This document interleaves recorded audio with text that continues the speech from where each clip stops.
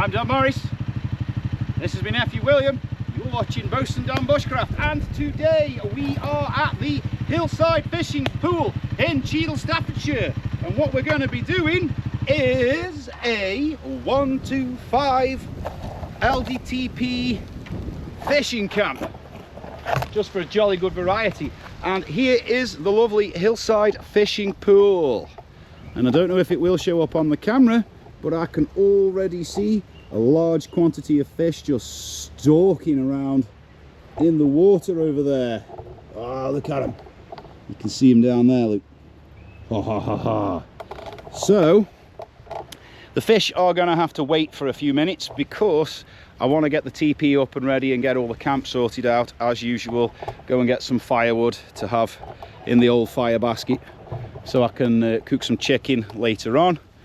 But for now, we're just going to get this teepee up, so let's rock on with that. Right then folks, first things first, let's get the teepee up. And this is the 40-pound aldi teepee that I did the little sort of show and tell review on last week or so. And impact damage. And I haven't actually camped in this yet, so this will be its first actual use for camping. So you know how it goes by now, folks. What on earth is that? A tiny little plastic bone. Interesting. Cue the fast forward.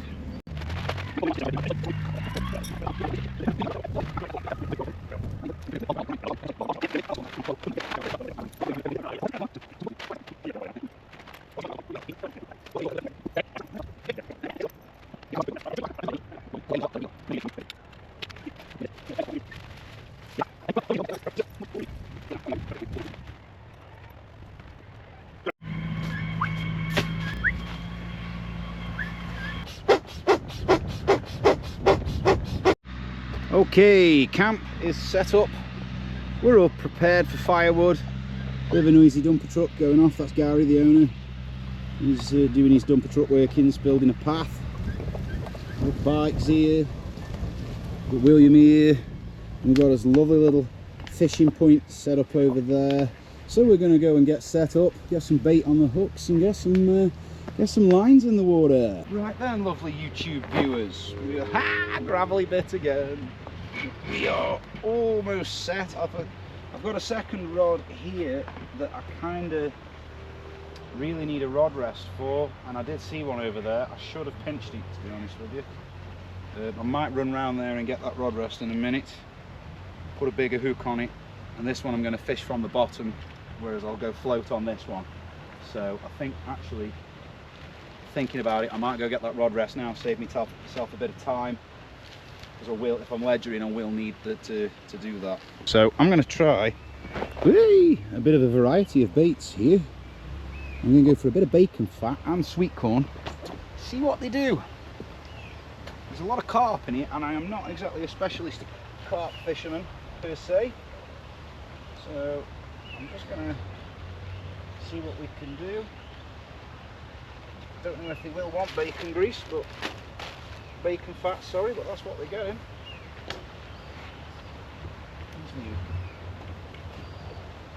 Just figure it might put a bit of greasiness in the water.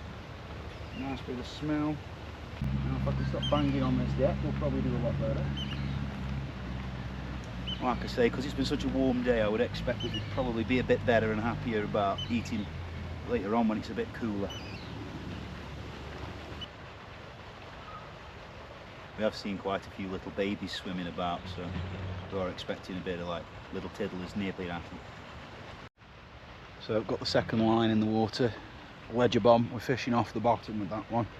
Some little tinkly bells that are going to drive me mad because I'm going to think I can hear them constantly when I can't.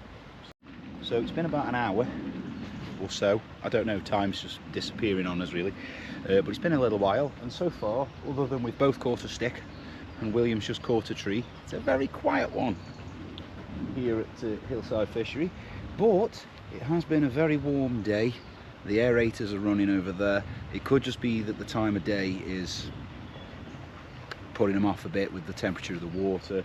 I know myself, you always seem to get more bites early morning, late evening, duskish, so but we've a lot of time left yet, and I want to have a fire and a nice bosun down cook before we finally go and collapse in that teepee much later on. Still, it's a beautiful location, and as they say, the worst day fishing is better than the best day working. Only cheap reels, they're not expensive things. I'll just order another one off eBay, but I put it down, come back to it, and it's completely snapped and disassembled itself there. And then he says he didn't step on it. I don't remember stepping on it, so I don't really know what's happened there, but it does still kind of work. We'll work with it, we'll work with what we got. Well then, as it's a bit quiet out there for the old fish, won't be much of a bosun down video without a bit of a fire and a cook, so I will leave monitoring the fish in the capable hands of William. See, it's one of those, I always struggle with like fishing pools, like managed fishing pools, and I can hear them jumping about down there, but they're not so interested in the bait that we're using for whatever reason. Don't know why. Whether that'll change as the night progresses on and things get a bit darker and quieter, that we will have to wait and see. Fire's burning down. I want it quite a bit lower than that before I chuck my food on it. You can see I've just bushcrafted a grill because I haven't got anything else to use, so a couple of sticks and a bit of mesh I've found, that'll get us cooking. William's still busy doing stuff on Facebook or whatever, because these fish are not hungry whatsoever. There's time yet though, there is time yet. And I think it's time for a fresh battery. So I'm getting creative there, trying yourself a bit of olive. And the problem with olive is you can't cast out too hard, otherwise it flies off. I've got a we've got self-returning floats. They've got a return to sender function. So no matter how far you chuck them, you take your eye off them for 5 seconds and they just come drifting back. We're not expert fishermen. We just dabble for a bit of fun. But oh, fire's getting a bit better now. Should be about time for chuck some sausage on. Sausage and good old-fashioned chicken.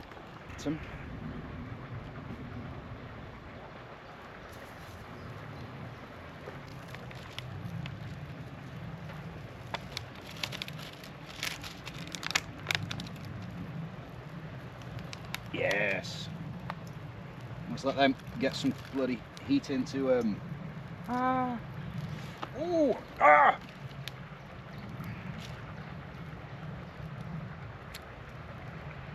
We've just donated one to the fire. Oh well. Ooh, this fire's good and hot, so sacrifice a bite glove.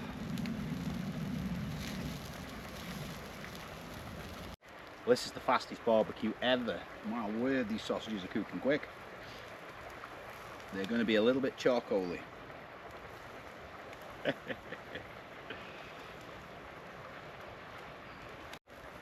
That's about the fastest I think I've ever managed to cook a sausage.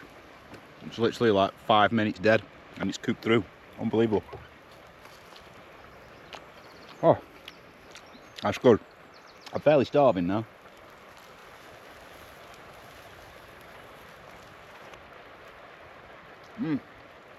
Lovely.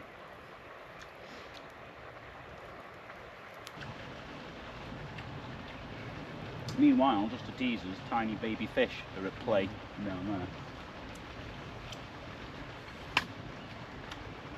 That's right, re-threaded. So it's still very quiet here at the moment. Don't know if it's just the time of year, the heat, or what, but so far all we've had is one float dip. This is how it goes with fishing pools though. You don't know how well the fish have or haven't been fed, so, and again this time of year, well it's not midsummer, but in the heat like this, they're not always hungry. They're cruising around, you can see them, there's loads of them, there's plenty of fish in there, but they're not always that hungry when it's warm like this.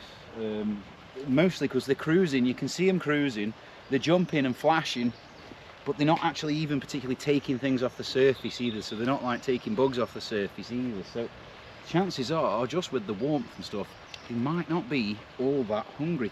But it's still a lovely old day. Still got a lovely old camp going on. Nice little fire roasting away over there. Got the tilly lamp for later on when it does start to go dark, because sometimes they do like it better in the dark. I don't know. We're not giving up. We'll just keep trying. Thought I'd light the old tilly lamp, see if the sultry glow of the tilly might lure the fish into us. Probably not, but it'd attract me. If I saw a tilly glowing, I'd be over there. I am a lamp pervert though, so you know. Anyway, you see.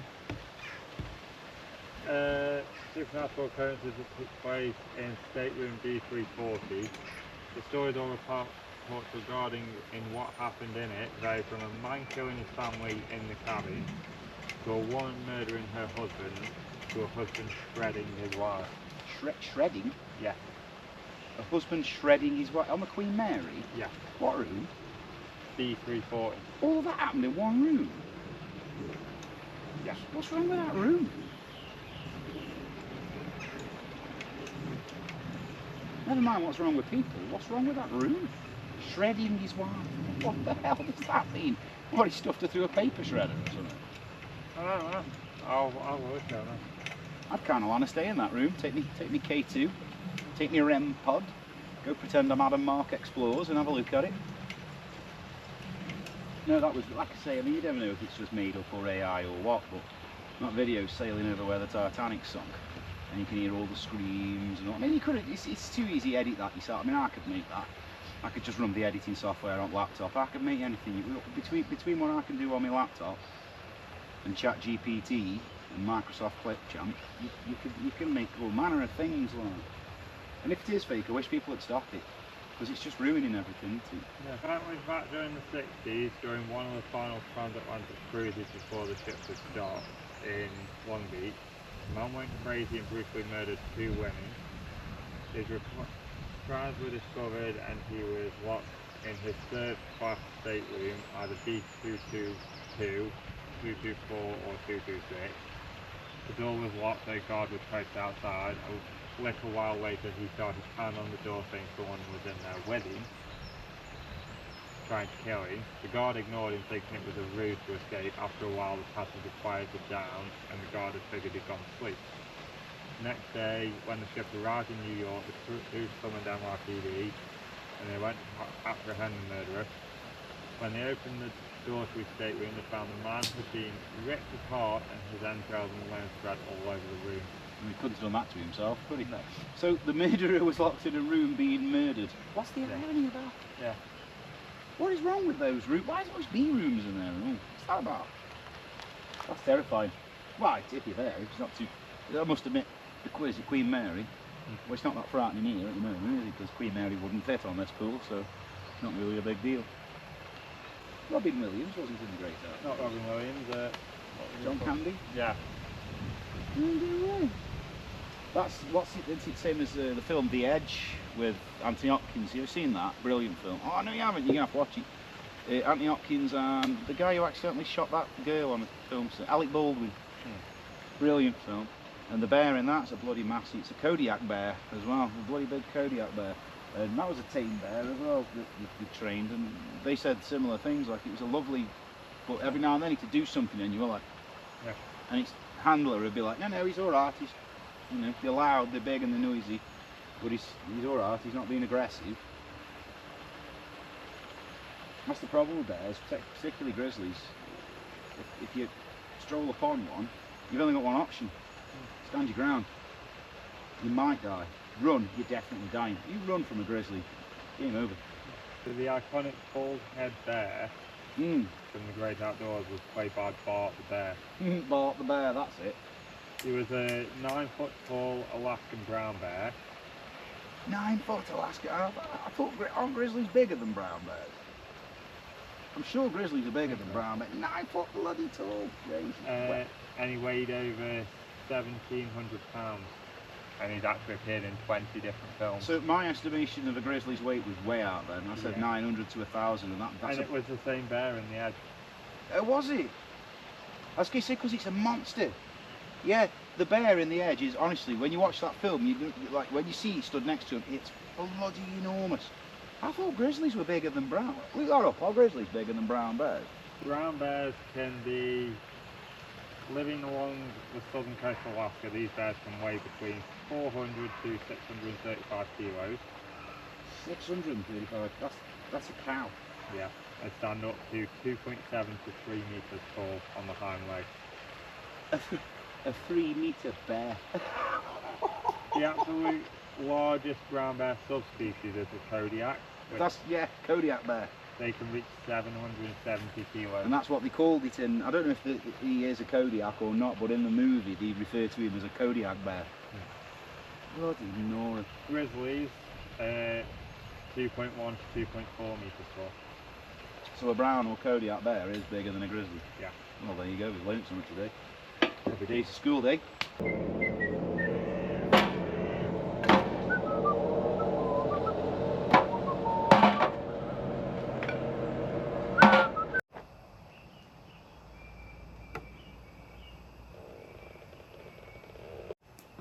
So it's a little after 9, after the drama of the one that got away. It's all quiet on the Western Front. This pool is absolutely rammed full of fish. It's just not our night.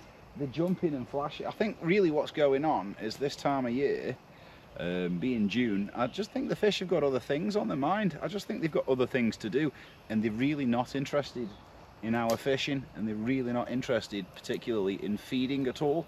Like, they jump in and splash in, and you can see them in great troops on the surface of the water swimming about, but they're not particularly feeding. Like, there's bugs on the water surface and they're not really taking them, they're not really bothering with anything like that. So I just don't think they're hungry, I just don't think they're interested. But then when is there's rooks of little babies and things. I don't know exactly when the spawning times are for all of these fish and for, you know, the carp and all of that sort of stuff. I'm not entirely sure on that, but in this, see, there's one kicking off over there right now, flashing out the water. Whatever's going on, they don't give a damn about the bait that we're offering them at all. They're just having themselves a time, swimming around, splashing around, jumping out of the water. And it's not the first time I've gone fishing and got absolutely nothing and got completely skunked. It does happen, it happens more often than anyone wants to admit. But it's still a lovely, peaceful evening. I mean, we've still got absolute delicious daylight left and charming little fire. Nice scenery, lovely woodlands around us, look.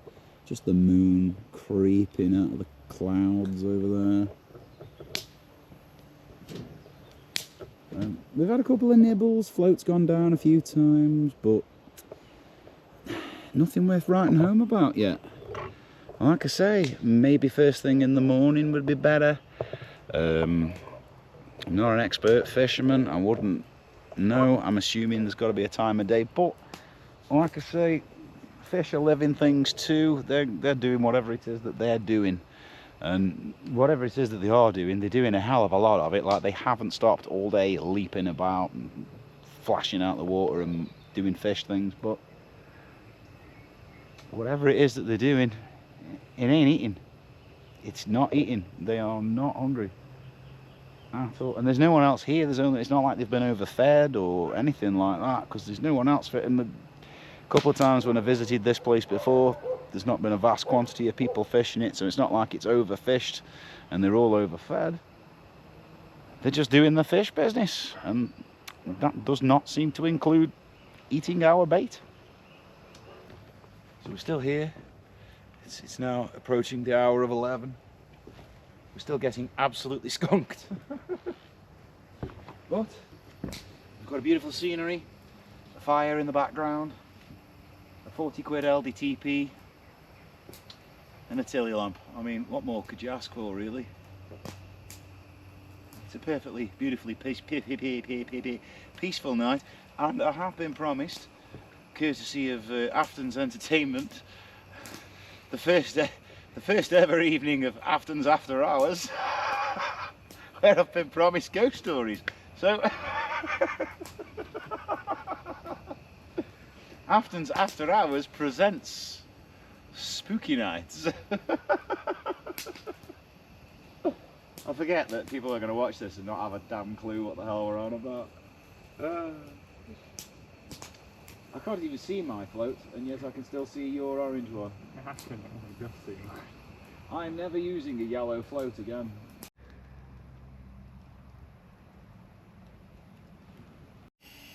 So, we have given up on the fishing and we have retreated to the teepee of dreams. And we have the tilly lamp glowing away there, and there is a Fuhan 275 baby glowing away up there. But unfortunately, the tilly lamp is going to have to beggar off outside because it is absolutely burning my face off in here with that. She is roasting me to death. So, sorry Till, but I'm going to switch you off and send you out into the... I've got a weepy seal on this somewhere.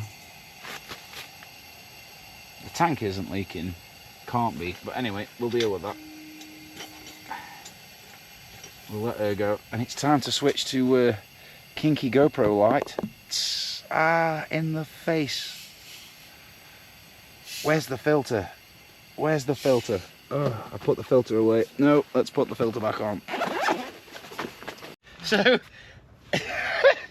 having got absolutely skunked with the fishing, and I've no idea at this point whether you can see me or not, to be honest with you, because that light's just blinding me. The GoPro's light is absolutely destroying my eyes. But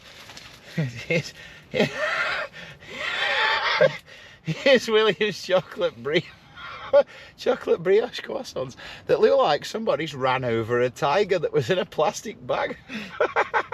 Were they this small when you bought them?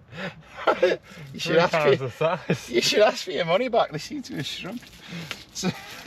So having been absolutely raided as far as the fishing is concerned, which is how it goes sometimes. I hate to say it, but I have so many times been out fishing and got absolutely skunked and caught nothing. Unbeknownst to any of you guys that actually watched it, one of the videos that you won't have noticed it would be the mousetrap fishing one. It actually took me a good 3 or 4 attempts to make anything out of that video because the fish just weren't playing ball.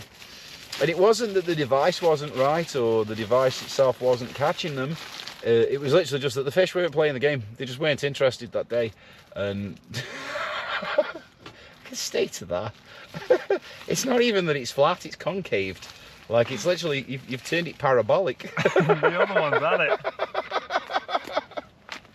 So, sometimes the fish don't want to play the game, but fish are living creatures. They are doing their own fish things, and this is just one of those days where the fish are doing their own fishy things. And there's a button there that I've no idea what that's for. I assume it's to roll that window flap up, I don't know. I've just noticed that, I'm very distracted. So anyway, after a bit of discussion with the Afton Outdoors, we've decided that not only do we absolutely love this teepee, because it is fantastic, and it is a 4-person teepee as it says, and you could feasibly get 4 people in it, you could. It wouldn't be as comfy, but you've got to remember, we're on motorbikes, so we've got big rucksacks and everything else. But we've been looking about, and we've just found on the website for Go Outdoors, that is exactly the same thing, it's just a different colour. That is exactly the same teepee. The door is the same, the vents are the same, everything's the same, it's just a different colour. It's got the same upper vents. It's missing the little window though that this one's got, and it's a Euro hike one. It's £150 and it's exactly the same. It's a single skin, the same as this. Tape seams, it's got all the same guy rope locations, it's got your 2 side vents in exactly the same place, it's got your upper vents exactly the same places. It is missing the little window. I'm guessing that one's actually not quite as tall looking at it. Either that or it has a slightly taller door. But this was £40, it was 40 quid. This thing is £150. Oh, it comes in green. Ew. Green with yellow bottom and anchor line marks. Oh. That literally looks like Fisher Price, My First Tent. Look at that. Look at that. It's gross, isn't it? That's literally like Fisher Price, My First Tent. Yeah, no. I prefer the Aldi one so much. I'm sorry, but look, doesn't this one's tall? I'm sure this one's taller.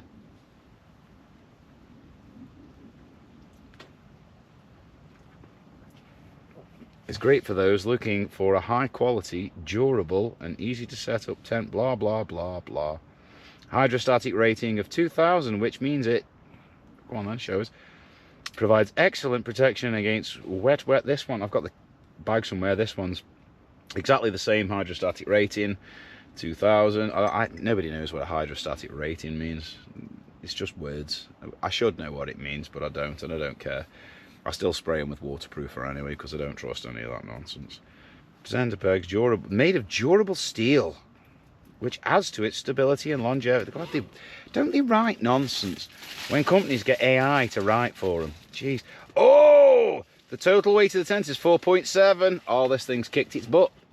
This weighs less than 2.6. This weighs less than my Euro hike 2-man tent. And I only found that out the day when I finally found my Euro hike. It needs new poles, and I found it so I could replace the poles. And this teepee, which is a 4-person, is lighter than a 2-person Euro hike tent. So it's 4.7 kilo, which it says is relatively lightweight. I mean, it isn't. Designed by a UK team of camping experts who ripped off the idea from the German guys who made the Aldi one that we're in right now. But dimensions 300 by 300 by 210. Oh, where's the bag? I am pretty sure this one's taller. I am pretty sure this one's taller. Where's the bag? No, that's my helmet. There it is. Oh, what are the chances that it's either going to be taller or it's exactly the damn same, and it's all knotted up and stuff. What was that? 210 the height, 210. Mine's either taller or it's exactly the same. 210, it's exactly the same. 300 by 300 by 210. Waterproof to 2000 millimeters is its hydrostatic head. So there you go, guys. You can go outdoors and get absolutely ripped off for £150, or you can go to Aldi, spend £40 and get exactly the same tent that's just better looking in a much better coloured olive green. Ta-da! Without the Fisher Price My First Tent yellow bits on it that I've no idea why they are there. That is exactly what's wrong with the world today.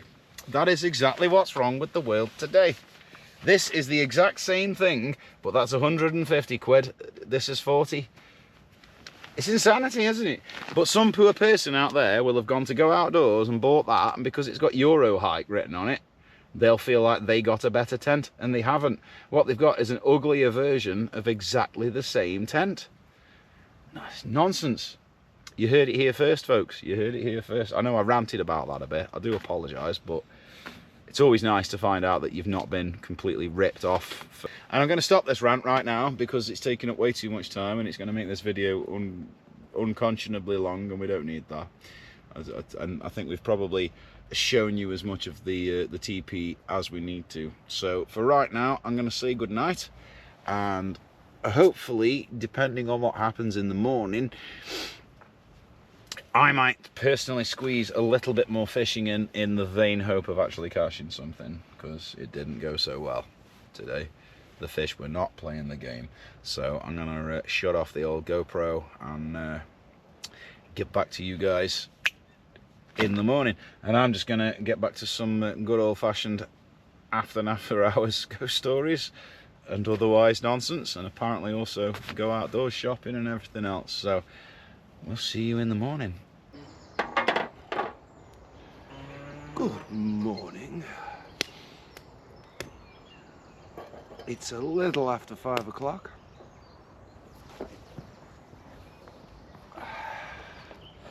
Yes, I have turned the tops of my boots over like some sort of strange pirate. It just makes them a lot easier to get on and off.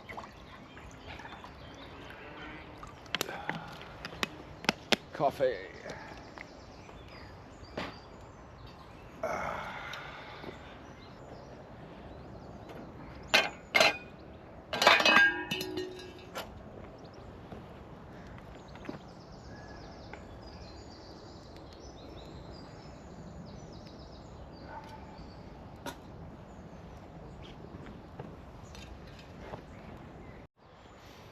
Oh, it's a little bit before 6 AM.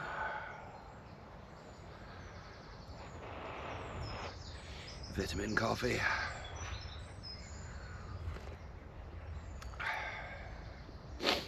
Already got the lines out. Figured we'd give it another bash. Nice and early. See if the fishies are early risers too. Well then, we got absolutely skanked. Absolutely skanked. This bike lost a foot peg. One of my fishing reels just decided he was going to disintegrate for no reason whatsoever. Nothing even touched it. And we caught nothing. Absolutely nothing. But I'm not even going to pretend that that's unusual. It's definitely not the first fishing trip that I have caught beggar all, and it probably will not be the last. And as I've said a few times, who knows, it's probably weather related, time of year related. You can literally see them circling, sucking at the surface, flashing and jumping. Might even be that we just got bait that they didn't like. Who knows? I'm not really a carp fisherman, so we just tried some things, your usuals, your sweet corns, bits of stuff, so don't know. But from Hillside Fishing Pool and from Bosun Dan, that is all for today, folks. So as usual, get out there, get bushcrafting, get having fun, get having weird mysterious deaths of fishing reels that you didn't touch, and above all, be safe. And I'll catch you on the next one. That's Bosun out.